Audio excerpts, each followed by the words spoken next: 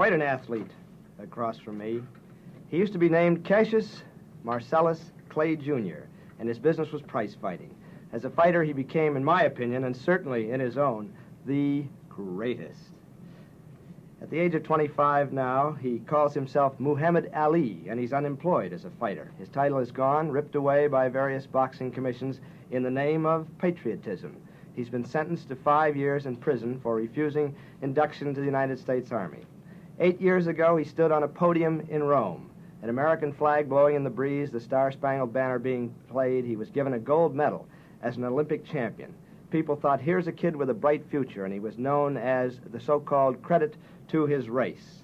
He had talent in the ring, and he had maybe more talent outside of it. He loved ballyhoo. He loved putting on the nation with a great put-on that he was the greatest. He maybe was the greatest poet since Robert Frost. At least he had more of his poetry published, saying, Archie Moore must go in for, things like that. But then the day after he became champion, he turned off a lot of the country by revealing that he was a convert to a religious sect known popularly as the Black Muslims and formerly as the Nation of Islam. And that antagonized a lot of the American people. So now his principal role is as a Muslim minister. He's had a varied career, an exciting, bizarre, celebrated career, and now perhaps a discouraging career. Or is it discouraging right now with this 5-year sentence? No, sir. I would say what I'm doing now is more encouraging, and I get more out of it than boxing. Boxing was only for self-gain, just beating up one of my brothers or somebody else's brother for money, possibly hurting them for life, which I didn't intend to do, and I'm lucky I never really did. But I would say I'm getting more pleasure out of lecturing at the various Muslim mosques, converting so-called Negroes. You're a minister of the Muslim faith. Yes, the Honorable Elijah Muhammad. We preach his teachings throughout America to our people. And I enjoy this much better than boxing. Or if I didn't, I would still be boxing. I chose this over boxing. What about jail? Now, you're appealing, is that correct? Oh, yes, jail. That could come up, and if I should lose the appeal, then I'll have to go to jail, and I'll be out of there in a few years. Have you thought about jail, what it might mean? Have you talked about people who've been in jail 5 years? Well, we are taught by the Honorable Elijah Muhammad that black people actually have been in jail for 400 years. We've been here in America. But I don't worry about jail. If I believe in Allah, I believe in Elijah Muhammad as the messenger of God, and many great men have to go to jail. And so I don't pay no attention to it. If the time comes, I'll just have to go. Boys in Vietnam are dying for what they believe, and I can't get on them for dying for what they believe, so I'll just have to, and they're dying to free foreign people 10,000 miles away, so I'll just have to suffer so that the so-called Negroes could be free, so they could have an idol and an image they can look up to that didn't sell them out. Do you think you can do more for your people by going to jail? Oh, yes, sir. Yes, There's a report that your manager, Herbert Muhammad, advised you to enter the Army. Is that true? No, sir. No, sir. He couldn't do nothing like that.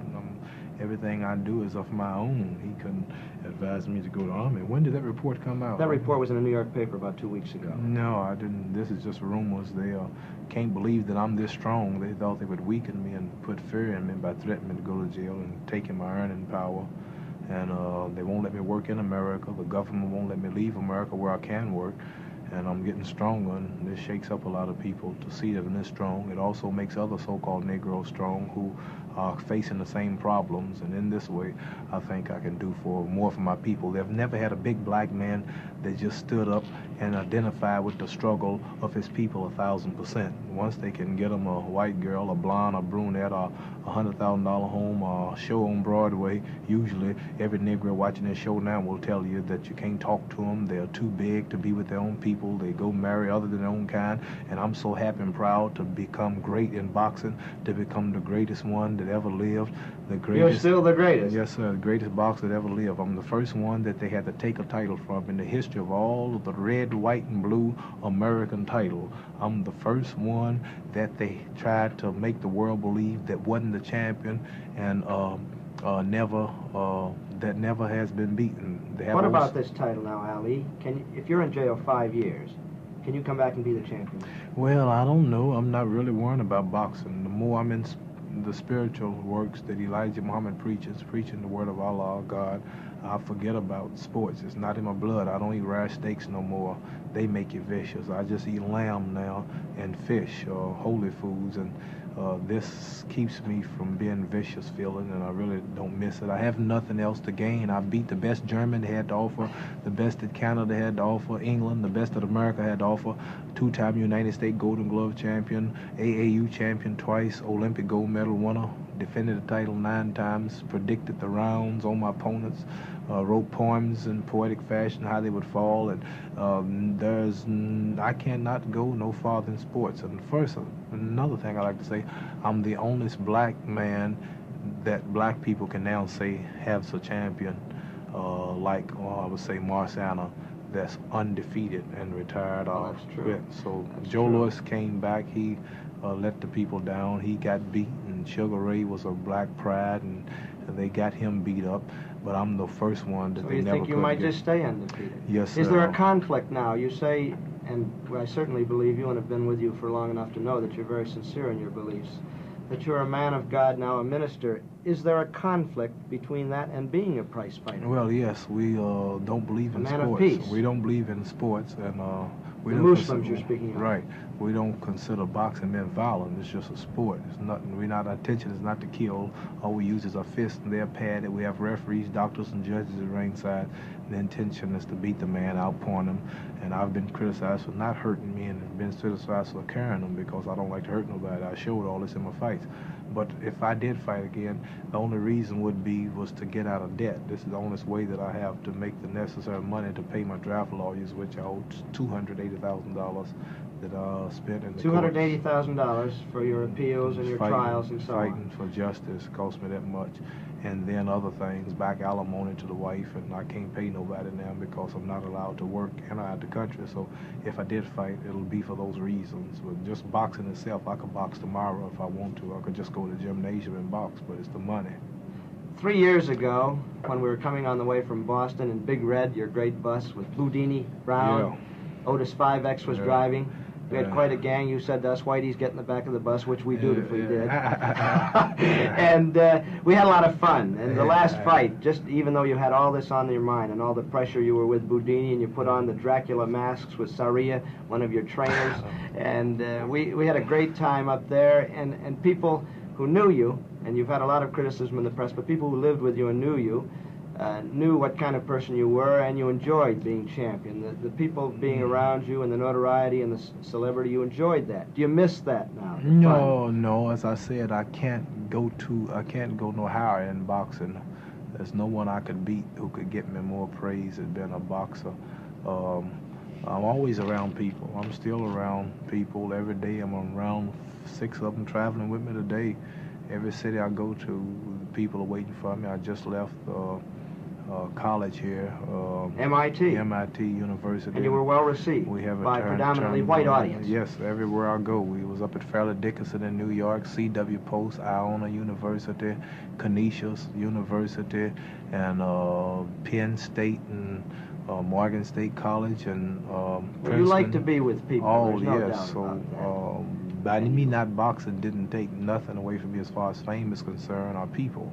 I can always hold my head high. I can always put on a necktie, and I can talk. Most boxers, you bring them on this show now, even the ones fighting, they couldn't talk like I'm talking now. Well, nobody can talk like you can talk. Yeah, so I have lots to fall back on, so I can't just ask the question in long. I just can't miss boxing. Do you remember, Ali, that night when we were on the bus? We were in Yulee, Florida. We stopped to get some food. It was a Jim Crow diner. They threw Boudini out, and you didn't go in. I told him not to go at first. I told him not to go because I can tell. I went in first, and the man said something about we don't serve Negroes. I said, yes, sir, I'm sorry. And I went because we who are Muslims don't believe in forcing our places self. And you said to Boudini that night, you said, you're following Martin Luther King and people like that, and you're wrong. Did you not? No, I don't remember saying that. And I didn't mention him. I'm sure I didn't.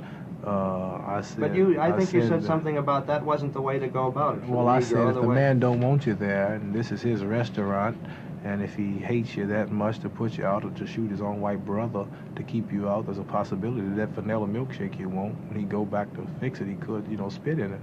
And I'm sure if somebody spit in a milkshake and mix it up, you couldn't see it. And I don't see why you have to be sick mentally to want to force yourself into places where you're not wanted. You see the man hate you. You see they don't want you down here.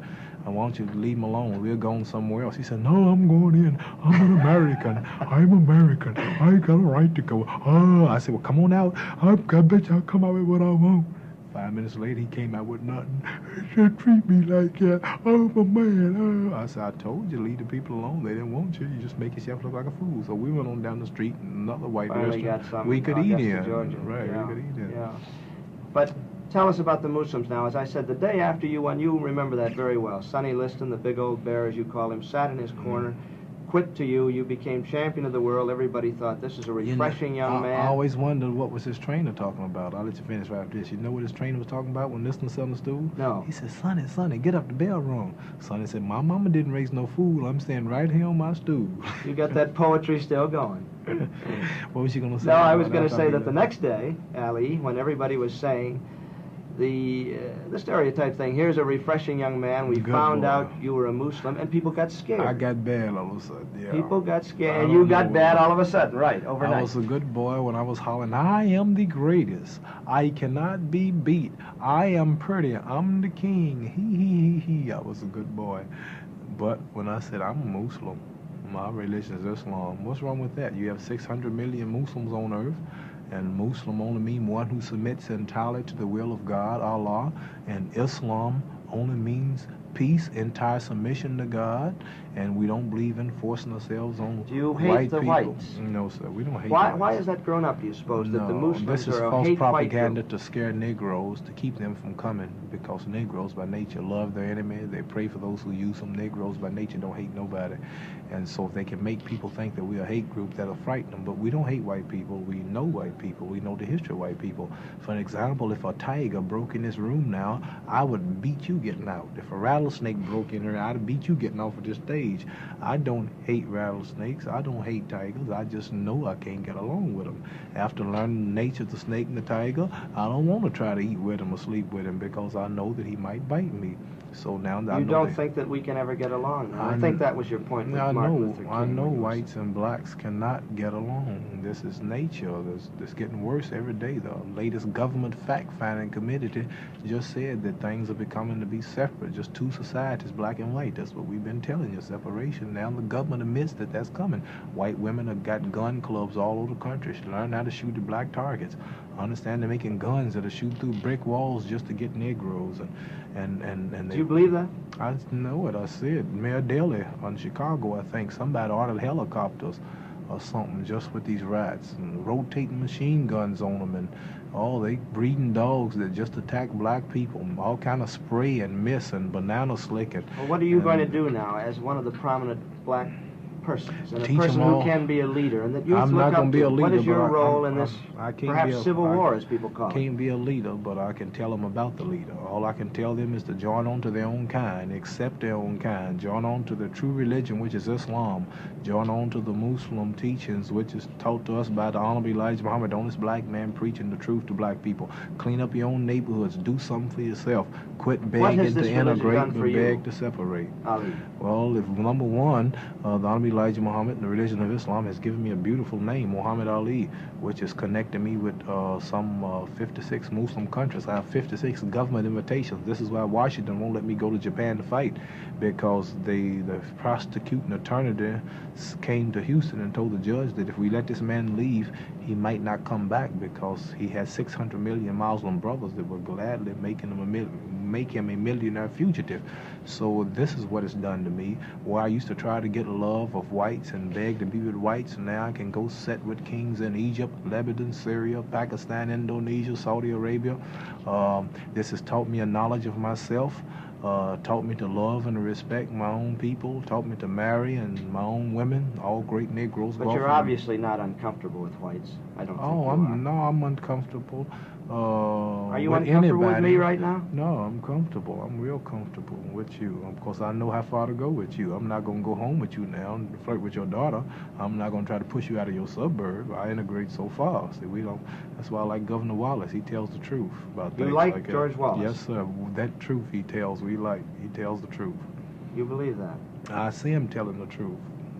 You don't believe he's been a tough influence in this country and a bad influence? Well, I don't agree with everything nobody say, but I like what he say when he says that Negroes shouldn't force themselves into white neighborhoods, and white people shouldn't have to move out of the neighborhoods just because one Negro comes. If they don't want to sell the house to him, he shouldn't, and that makes sense. If a person don't want you, why do you want to push yourself on him? And Wallace is admitting that this ain't right, and let the people do what they want to do. They need local government where they can decide what they want to do in their own community, and just don't make some northern so-called liberal come in and bust the neighborhood up, and they all have to pack up and go somewhere else and always be What would you say for your people? They're living in deplorable conditions in Chicago now. They're living in terrible conditions in Chicago. This is all over the world living in terrible conditions. This is why Elijah Muhammad teaches us that they need some land of their own where they can produce and build their own homes, schools, factories, and hospitals, since they're suffering and been turned away from many of whites, and get some land. Since we helped build America to be fit to the richest states on the planet, fought in all American wars to help maintain and uphold the government, why not should we have some of the land where we can build and construct? Negroes are doctors, Negroes are lawyers,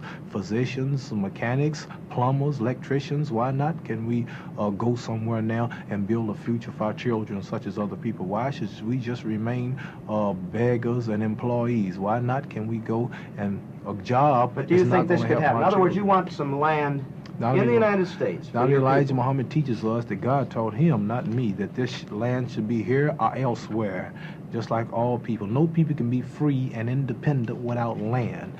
No people can be free if they can't feed themselves. No people can be free if they don't clothe themselves. Negroes are 22 million people, Elijah Muhammad teaches us. We don't make shoestrings. 22 million people and don't have a toothpick factory. 22 million people, if you white people closed the grocery stores tomorrow, we would starve to death. But you have your own stores in the Muslim community. Elijah Muhammad's buying hundreds of thousands of acres of farmland throughout the country, canning up and food and taking it to supermarkets and his restaurants that he's building all over the country. He's got his own colleges, universities.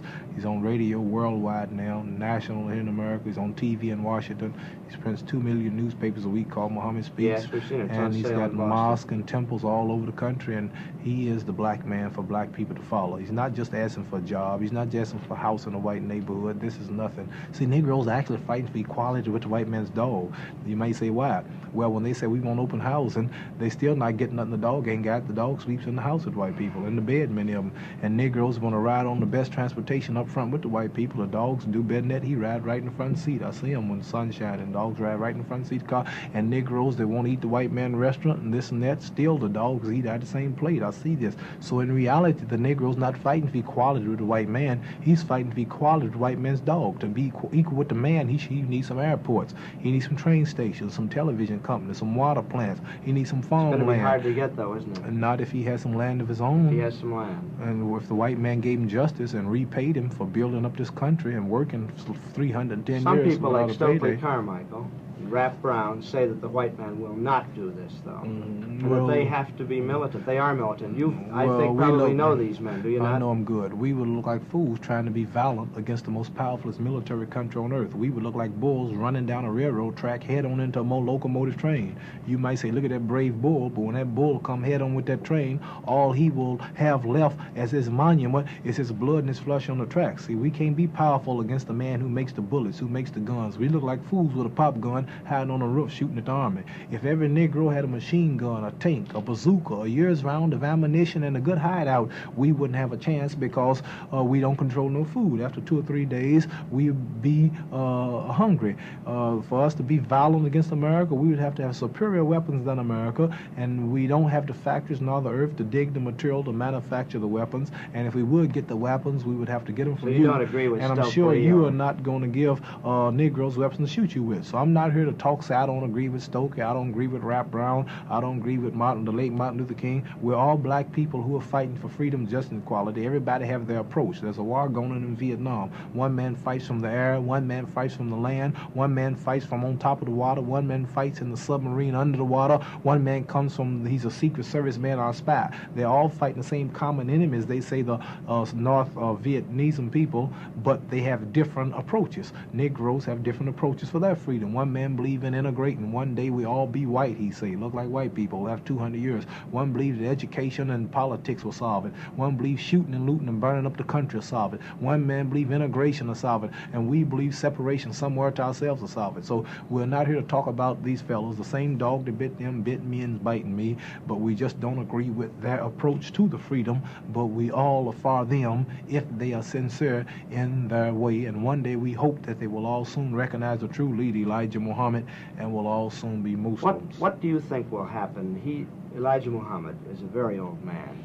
One day he must die. Like he will we all die. do. One day. What do you die. think will happen to your group? Well, when he Your dies, sect? we will be in heaven. We'll be in the hereafter on earth. America will be destroyed, and this will all be over. The Negroes with America will go down with America, and Allah. When he dies. When he dies, we will be free.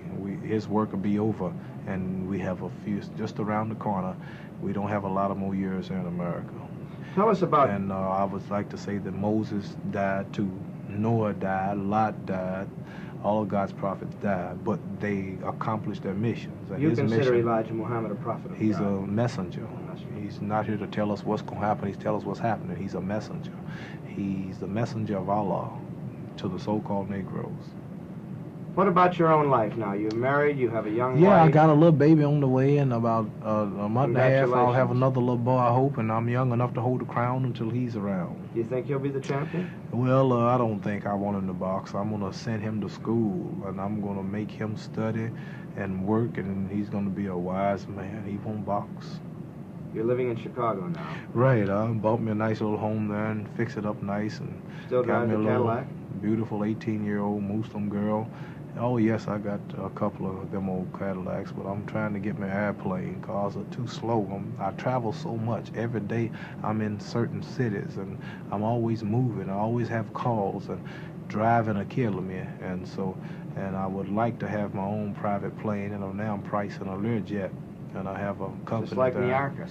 in Kansas City where they make those things, Wichita.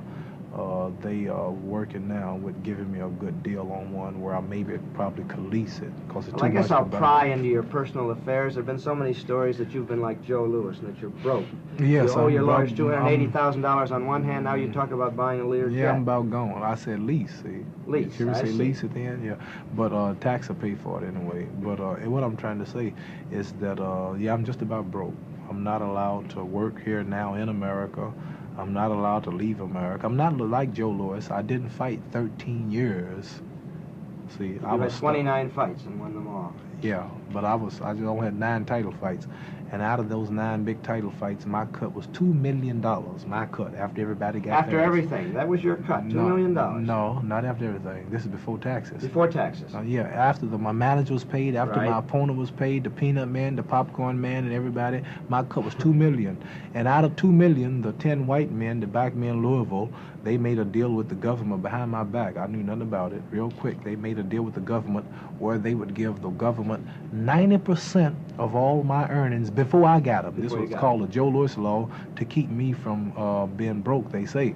But 90% of my $2 million went to the American government. So that only left me 10% out of $2 million to live on, and out of that I had to pay $150,000 to get rid of my first wife because she wouldn't join the faith, and then naturally it cost me money to live. So the money's about gone, and not only me. I don't know why people are so confused over one Negro boxer getting low in funds or depleted in funds when America's broke. America's now canceling trips and things to save money. So if you know if big powerful America can get broke, you know a little Negro boxer can get broke. Well, that's true. You can. You've severed all connections now with your management group in Louisville, which is the group that brought you on. Did you leave them in a friendly manner? Oh yeah, the contract ran out, and they wanted to renew it, but they didn't want to give me the price for it, so we just had to find another manager. You go back to Louisville often to see your mother and father? Oh, yes, I was there 2 days ago. I was in Louisville, but I don't have time to stay there too much. The town looks so small, and the people move so slow.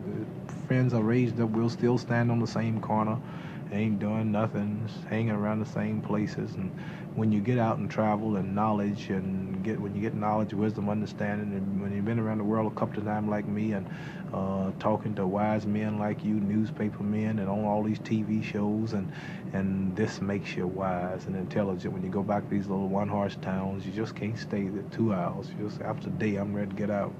Well, you got to move. I've noticed that about you. You like to move. You're a restless person. Even in jail, I'm going to have a moving plan. Move you from cell to cell, or? I don't know. Have you gotten any specific word about when they will act on your appeal? I got a letter the other day said, get ready because they're cleaning out your cell to take you on the trail to the jail cell without bail. Without bail. And are you getting ready? Yeah, if I have to. I told my wife, she's packing up a few things, and I left a certain money I buried for her to go back to. You buried? You better watch the IRS probably watching this show. That's all right. I buried a lot of money that I make after taxes. I make a little money. Like if I make $1,500 in speaking engagement, I give the government that 30%. Then I take what's left of mine. I don't put it in the banks because banks might go broke or they might get robbed. And I just take my money and I hide it here and hide it there and tell her where the hideouts are.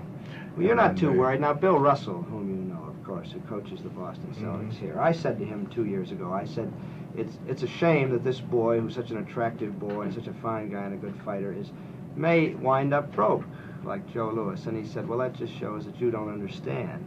And he said, you just don't understand that that's why we admire him so, is it because he's ready to give up everything for his religion. Yeah, I haven't go around and do this, and they don't equate you with Joe Louis at all. These people you're talking about, they spent money on white women. They set up bars, and they went playing pool and golf for $1,000 a hole, and they were known to make millions and millions when it wasn't no high taxes, and they were not hindered by white America. They were allowed to see. The white America has completely closed all the doors on me. I'm not allowed to work in America, out of America. I was stopped right in my prime just when I started making money. So you can't compare me with nobody like Joe Louis or nobody.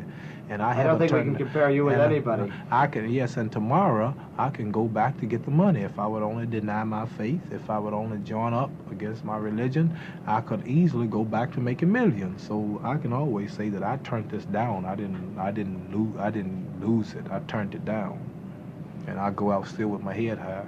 You've always had your head high, Muhammad. Yes, and thank you. And I'm not what they call Uncle Tom. And money, the flesh and the blood of my freedom, of the flesh and the blood and the freedom of my people comes before money. And this is why black people are nowhere today. The white man, such as you are saying now, they're always talking about money. You're broke. Are you losing money? They threaten our people with money. You won't eat. How you gonna live? Well, this is why we are nowhere today, because every time a black man get in a position where all the babies are following him, where all the youth is following him, then he's They're all looking when you're moving around, aren't they? Yeah, who's looking? But everybody's looking when you're there. They like to see you come in. Oh, the babies and everybody. Oh, yeah, so I feel proud. I can tell him he's the greatest. I can tell him to be somebody. I can tell him to fear not. Oh, what are you losing? Look what I did. Now I can preach. This all helps what I'm standing for. And I'm just happy. Everything I'm doing, I like. People see me and say, why are you not tired or old looking or gray? You're so happy. Where are your bodyguards?